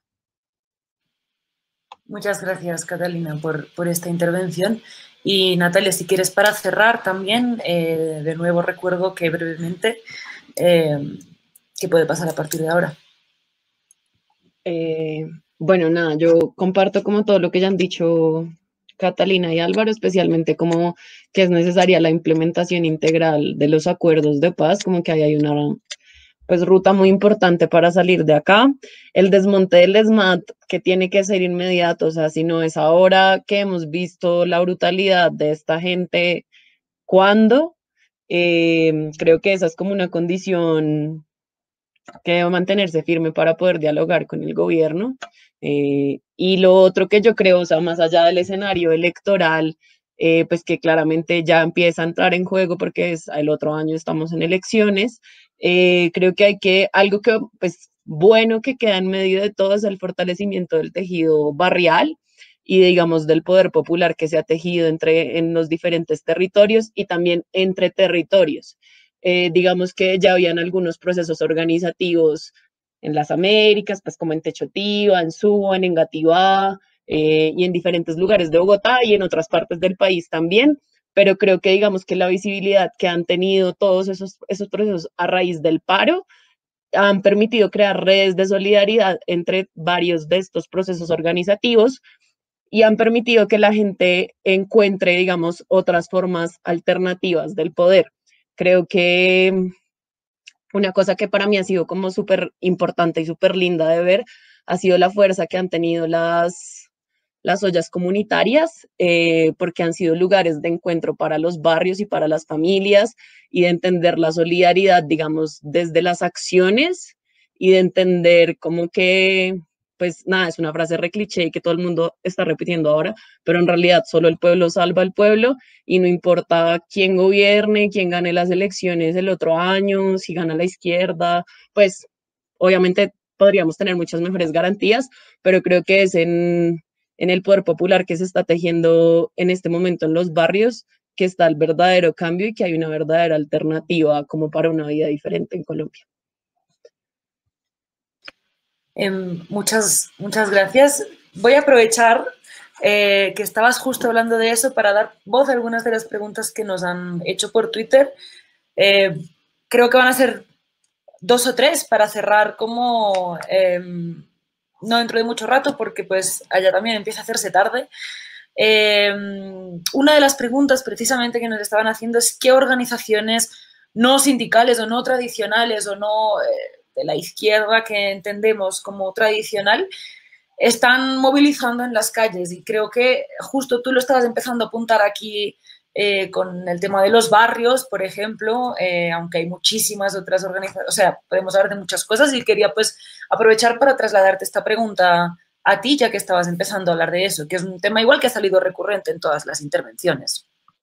Bueno, yo hablaría primero como de la olla de la dignidad en Cali, que creo que igual no tuvimos como tanta oportunidad de ampliar específicamente sobre lo que pasaba ahí, pero que es uno de los departamentos, pues municipios, el Valle, el departamento de Cali, el municipio como con más violencia, con más índices de pobreza, de los más racistas, y en este momento es como uno de los epicentros de las movilizaciones y una de las cosas que ha permitido que la gente siga en la calle es que la gente está pudiendo comer 3 veces al día, cosa que antes no podía, y eso por la solidaridad, y están organizados como en una organización, pues no sé cómo se denomina su forma de organizarse, pero está la Olla de la Dignidad de Cali, que es como un grupo de gente que se ha juntado para mantener las ollas en los diferentes barrios del oriente caleño y que han empezado a expandir esas redes a otros, digamos, municipios cercanos a Cali.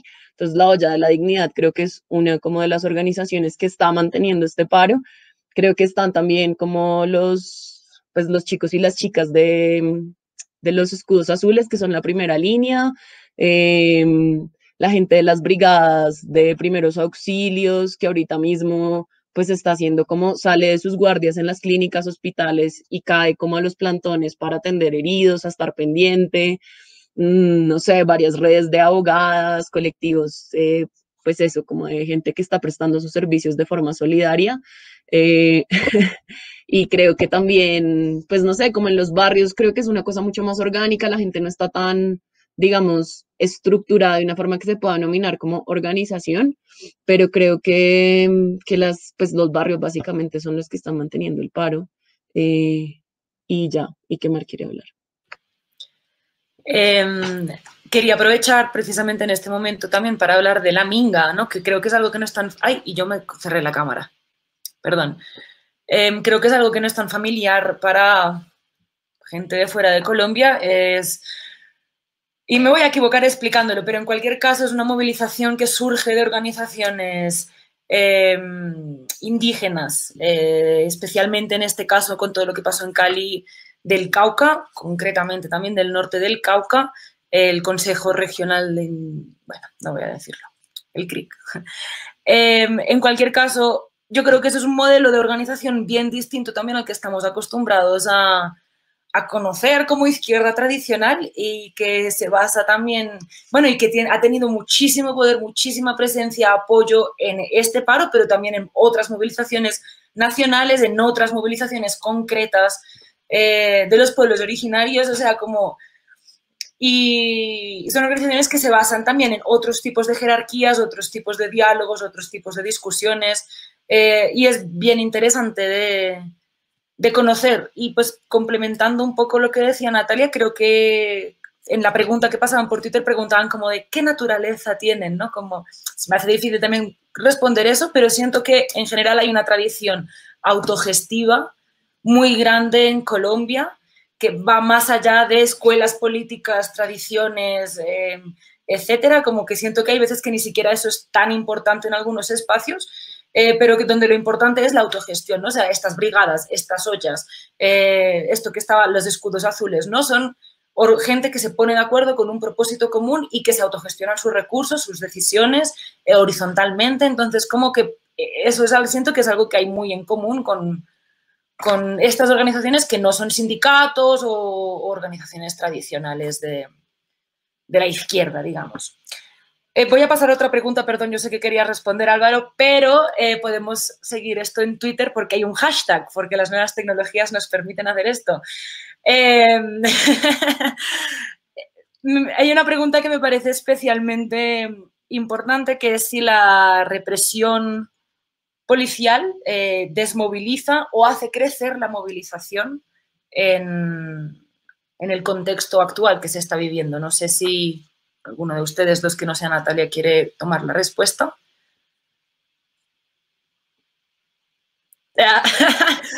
Bueno, yo. No, creo que es difícil poder ponerle el termómetro y darle el protagonismo a la violencia, porque deslegitima, creo yo, un poco pues digamos, la propia expresión de la protesta, ¿sí? Uno podría decir, digamos, desde el lugar en el que se pare, que alienta, ¿no? Que ante cada brote de violencia, pues se alienta, pero creo que no es así. Yo creo que en efecto lo que sucede en Colombia estructuralmente y todo digamos, este descontento generalizado es lo que ha hecho que salgamos y que resistamos, ¿sí? Digamos que darle ese carácter, pues, es deslegitimarnos un poco a las organizaciones. Quería señalar además de eso que, o sea, si quiere la respuesta categórica es no alienta, para ponerlo desde mi lectura, ¿no? Y quiero decir otra cosa, y es que no solo, yo siento que hay como una mezcla de organizaciones, un poco en atención a la respuesta anterior, ¿no? Porque claramente hay un juego político de los partidos que, al menos en Colombia, siguen teniendo un peso importante de cara al ejercicio del poder, digamos, el poder estatal.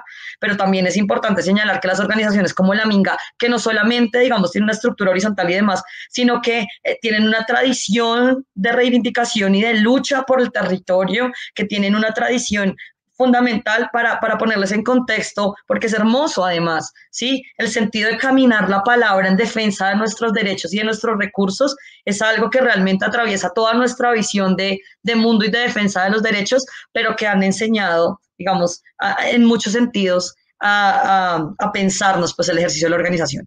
Y señalar también que es importante que las organizaciones de mujeres y las organizaciones feministas han construido un pliego también, digamos, un pliego, una propuesta de país y que también es, digamos, un sujeto político, somos unas sujetas políticas colectivas que nos venimos pensando también en un sentido muy amplio como una propuesta y un proyecto de país. Entonces, aquí hay una multiplicidad de formas que se han venido pensando de una manera muy chévere. Álvaro, dale. No, lo que quería decir es que hay una cuestión bien importante de la organización que ha sido el arte y la cultura. Uy, esto ha sido una cosa también de baile, por ejemplo, hay acciones donde paran la calle y van y escriben Armenia antiuribista, Bogotá antiuribista, Tunja antiuribista. Entonces todas las ciudades han hecho como murales, ese tipo de intervenciones artísticas y culturales que de manera masiva que hace mucho no veíamos. Y la movilización de los artistas también creo que ha sido importante porque han habido artistas mainstream de esos súper famosos que salen movilizándose con la gente, pero además de eso también los pelados de las bandas de underground, por decirlo de alguna manera, la gente de la cultura popular, de las papayeras, de los carrangueros, bueno, toda esa gente también ha salido a movilizarse y a exigir también una mirada del Estado, porque lo cierto es que están completamente abandonados. Eso es lo que quería decir frente a la anterior pregunta. Y ya. Perfecto, gracias. Lo están haciendo muy bien con esto de responder las preguntas en tiempos breves. Acaban de enviar otra pregunta que creo que me voy a tomar yo, porque es qué papel juegan, aunque abierta a las aportaciones, qué papel juegan los medios y si hay espacios contrainformativos relevantes. Yo creo que ha sido abrumadora la evidencia que hay de que los medios tradicionales colombianos no están cumpliendo con ni siquiera con sus obligaciones de informar, digamos, pero con las necesidades que también tiene la población de informarse a través de esos medios. Es decir, han habido escándalos muy particulares, como cuando en una de las principales cadenas televisivas de aquí pusieron una música de himno por encima de unas celebraciones, de unas protestas, dijeron que era una gente celebrando que se había retirado la reforma tributaria, cuando eso era una flagrante mentira. Han habido señalamientos desde medios tradicionales a periodistas que han estado cubriendo las protestas. Han habido rótulos del estilo ciudadanos contra indígenas.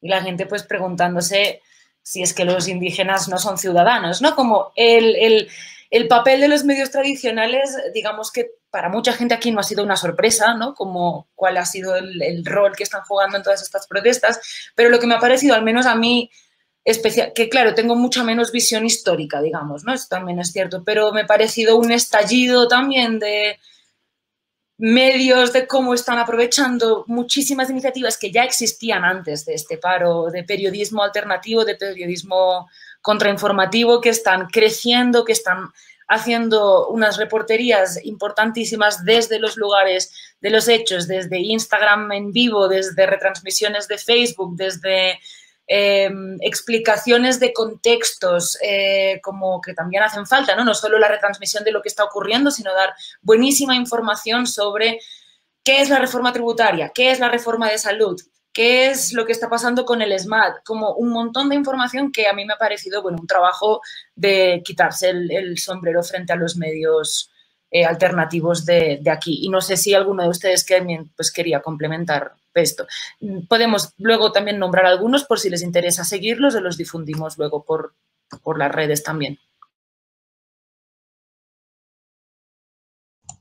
Yo quiero señalar algo, y es que no solamente han sido como los quienes han hecho el ejercicio, que ha sido titánico, yo coincido en que ha sido maravilloso, sino que nosotras y nosotros hemos aprendido ahí como también muy rápido al ejercicio, ¿no? Y como que no solamente en el tema de denunciar la censura, denunciar, digamos, las dificultades que hemos tenido de conectividad, que mágicamente se va la luz en ciertos sectores o que se va la conexión a Internet, sino también que hemos aprendido un poco como de tendencias, de cómo bajar la tendencia, subir la tendencia. Y, o sea, ha sido también un ejercicio chévere en términos de la comunicación alternativa popular, ¿no? Porque, pues, si a mí me preguntan, yo hasta hace 3 meses no tenía ni idea de muchas cosas de cómo manejar Twitter y ahora es como metámonos y hagamos. Sí, creo que también los compañeros y compañeras que han estado detrás del ejercicio de la comunicación alternativa han hecho un papel súper fundamental en términos de que nosotras nos volvamos también replicadoras de una manera efectiva, ¿no? Y como que sirvamos también de enlaces en todos los puntos y eso ha sido maravilloso. Se ha constituido, siento yo, una red nacional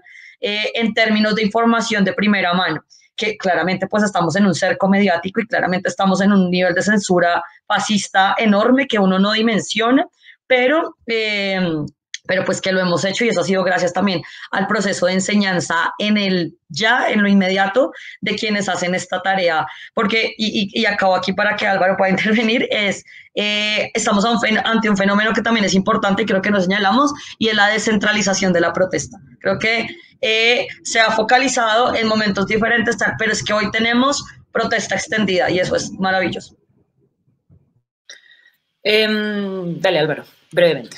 No, es un comentario muy chiquito, muy de acuerdo con lo que dicen las compañeras, pero creo yo que también haya jugado un papel importante, o sea, gente que no ha estado metida como en los medios alternativos históricamente, sino que, por ejemplo, youtubers que hacen comedia, con la indignación se pusieron a cubrir el paro.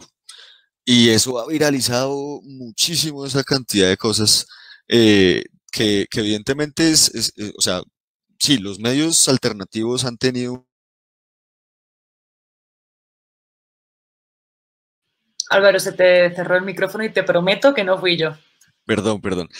Decía que sí, que evidentemente los medios alternativos de comunicación organizados, con, digamos, con alguna mediana organización, porque tampoco son los grandes medios hegemónicos, pues han tenido un papel importante, pero también ha sido como la capacidad de la gente del común de replicar la información, de decir, estoy en mi casa, le están pegando un pelado, yo saco mi celular, digo, es 13 de mayo, es 14 de mayo, son las 9 de la noche y le están pegando este pelado acá, y eso se viraliza rapidísimo. Y un último comentario ha sido la ayuda de los K-Poppers, para los K-Poppers, los seguidores del K-Pop, que han bajado todas las tendencias del uribismo desde el 28 desde el 28 de noviembre, desde el 21, bueno, desde cuando empezó el paro, ya no me acuerdo cuándo, pues 28 de abril, hasta ahorita han bajado todas las tendencias del uribismo que tienen que ver con defender la policía, defender al SMAT, decir que los manifestantes somos terroristas, etcétera, etcétera. Ha sido bien interesante esa cuestión de los K-Poppers. Era simplemente esas dos menciones. Ya, muchas gracias. Gracias. Vamos a hacer la ultimísima pregunta para cerrar, que me parece además una buena manera de cerrar y si lo pueden responder un poquito como en claves, me preguntan obviamente, ¿qué se puede hacer desde el exterior y concretamente desde los países catalans para ayudar? Si quieren, cada uno responda muy, muy brevemente qué se les ocurre. Empieza Natalia si quieres, porque pues no se están autogestionando el turno de palabra. No somos tan autogestivos. Bueno, yo creo que lo primero es como seguir visibilizando lo que pasa acá, como estaban diciendo Álvaro y Catalina, como que hay mucha censura en redes y cuando sales de otros países hay más visibilidad de los contenidos. Lo otro es que yo creo que también buscar como iniciativas como solidarias a las que puedan aportar, digamos, 5 euros, pues son 5 euros para ustedes, pero en Colombia son como 20.000 pesos, no sé, es mucha plata. Entonces, también eso todo va sumando. Y no sé, creo que un poco la presión internacional ha servido para que el gobierno de alguna manera reaccione y salga con propuestas de algún tipo. Entonces creo que seguir pendientes como de lo que pasa en el país y de seguir presionando, pero creo que sobre todo como visibilizar estas como organizaciones solidarias que se han gestado pues en el interior de la movilización para que se puedan seguir como sosteniendo y ya si no es aportando, pues también como compartiéndolas para que más gente las conozca y pues puedan seguir vigentes y sosteniendo el paro. Adelante, Alejandro. Álvaro. ¿Por qué te dije Alejandro? Además, No sé. al final de la charla. Bueno, no te preocupes. Perdón. No. Muy de acuerdo con lo que dice Natalia. Pues Natalia vivió en Barcelona un poco de tiempo. Yo viví en Francia y me la pasaba en Barcelona. Incluso entre los colombianos le decimos a Barcelona Barcelombia. Hay muchos colombianos, muchas colombianas, porque la diáspora de este país es grandísima, tanto exiliados políticos como exiliados económicos, como personas buscando un mejor futuro se han ido para allá. Entonces creo yo que esas redes de solidaridad de colombianos en el exterior han sido bien importantes.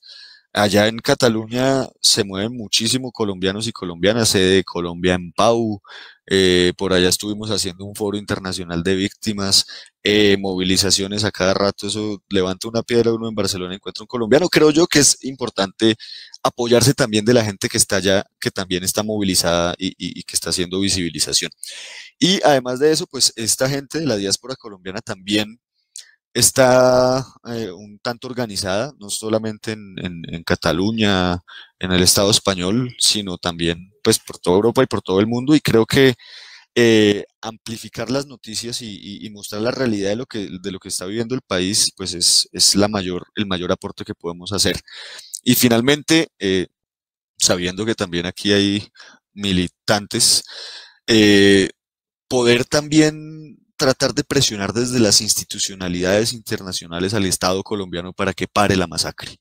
Si tenemos, no sé, amigos eurodiputados, diputados de la Generalitat, bueno, alguna cuestión así de presión al gobierno colombiano de parte de las instituciones es bien importante, porque lo que se viene ahorita es un periodo, yo creo que también de negociación en torno a las condiciones del paro, en torno a la verdad de lo que pasó, y sin duda alguna, viendo el cerco mediático tan tremendo que tenemos, viendo la complicidad del Estado con los crímenes que se han cometido, pues no tenemos ninguna garantía de justicia, y lo máximo y lo que les pedimos es que nos ayuden a exigir justicia frente a estos y frente a todos los crímenes pues que han estado impunes en el país.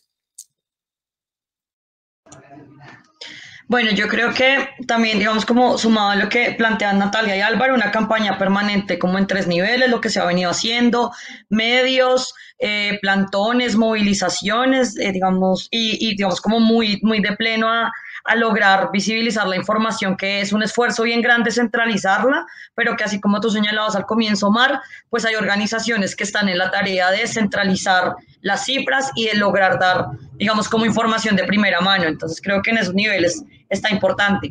La otra que me parece fundamental es la exigencia internacional para la desfinanciación de la guerra en Colombia, el presupuesto que llega por parte de Estados Unidos a financiar la guerra y los aparatos de represión como el SMAT, pues no pueden seguir teniendo financiación, sino pues aquí pues todos sabemos cuál es la lógica de la colonia colombiana. Entonces creo que es importante que la comunidad internacional ejerza, digamos, como presión frente a detener la financiación de la guerra en Colombia y que, pues, digamos, hay un elemento que me parece fundamental, y es que no puede pasar de largo el hecho de que se lleve a la Corte Penal Internacional blindar estas denuncias que ya se han hecho por parte de algunos senadores, particularmente, pues, Iván Cepeda radica ante la Corte Penal, pues, la denuncia. Y creo que es importante y fundamental que la comunidad internacional blinde el hecho de que Álvaro Uribe Vélez ha sido quien nos ha puesto en esta situación, al menos en la historia reciente de Colombia, que ha sido quien ha dado las órdenes directas, pero también la cadena de mando de ahí para abajo, quienes han sido sus ejecutores. Entonces, creo que es fundamental, no solamente, como lo plantea Álvaro, el acompañamiento al tema, digamos, de la justicia internacional, sino pues que nos ayuden a visibilizar el hecho de que aquí hay un ejercicio deliberado y sistemático de terrorismo de Estado. Muchas gracias a todos. Para cerrar, quería proponer recoger un poco de información sobre iniciativas solidarias que podamos luego compartirle a los compañeros en el Països Catalans, también de pronto algunos medios alternativos o cosas a seguir para informarse también de otras maneras. Y como última cosa también para pues, las compañeras que están allí, se me ocurre también, hay muchos colectivos también pues, que colombianos o de raïz colombiana, com la Taula de Colòmbia, la Taula Catalana per Colòmbia, Maloca Solidària, no, perdó, Col·lectiu Maloca es diu, també. Aquesta gent ha estat convocant, per exemple, ahir es va fer una breu acció o ocupació del Consolat colombià a Barcelona. Per tant, estigueu pendents també d'aquestes coses. Demà hi ha una assemblea Colòmbia Resiste a Barcelona a les 3 al Banc Expropiat a Gràcia, que entenc que és a Barcelona, per tant, a molts, la gran majoria de vosaltres no us serveix ara mateix, però tal com dèiem abans, hi ha moltíssima... El micrófono. Se te está escuchando con mucho ruido. Perdón, ¿mejor? Ya. Bueno, hay muchísima comunidad colombiana en muchísimos lugares de països catalans, no solo en el Principat, estoy segura que en País Valencià, Balears també, o sigui... Per tant, jo crec que al final una de les millors coses que es pot fer també és posar-se en contacte amb aquesta comunitat colombiana a l'exterior i tractar d'escoltar què volen, què necessiten també a l'exterior perquè es visibilitzi. Así que, bueno, por mí damos por terminada esta charla. Muchísimas gracias a los tres por estar aquí, por explicar qué es lo que está ocurriendo, por ayudar a entender y a visibilizar más allá de Colombia pues, qué es lo que está pasando en este país. També muchísimas gracias a tots els casals i ateneus i a la gent que ens heu estat escoltant per tenir la inquietud de saber què està passant, per voler aprendre i per voler solidaritzar-se també amb el poble colombià. Així que moltíssimes gràcies a tothom i fins la propera. Esperem que moltes més xerrades d'aquestes no siguin necessàries. Muchas gracias. Un abrazo. Merci. Chao. Gracias. Gracias. Chao. Chao. Gràcies a tothom.